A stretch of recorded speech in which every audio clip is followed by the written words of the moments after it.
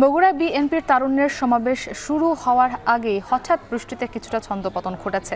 বিকেল ৩টায় সমাবেশের আনুষ্ঠানিকতা শুরু হওয়ার কথা রয়েছে। দুপুর থেকে মিছিল নিয়ে বগুড়া সেন্ট্রাল হাই স্কুল মাঠের সমাবেশে আসতে শুরু করেন কর্মী সমর্থকরা। ব্যানার ফেস্টুনে তুলে ধরা হয়েছে নানা ধরনের স্লোগান। তবে হঠাৎ বৃষ্টিতে কিছুটা ছন্দপতন ঘটে, বিপাকে পড়েন অনেকেই। এবারের সমাবেশে অংশ নিচ্ছেন রংপুর ও রাজশাহী বিভাগের অঙ্গ ও সহযোগী সংগঠনের নেতাকর্মীরা। বক্তব্য রাখবেন বিএনপির স্থায়ী কমিটির সদস্য নজরুল ইসলাম খান, সিনিয়র যুগ্ম মহাসচিব রুহুল কবির রিজভী সহ যুবদল, স্বেচ্ছাসেবক দল ও ছাত্র দলের নেতৃবৃন্দ।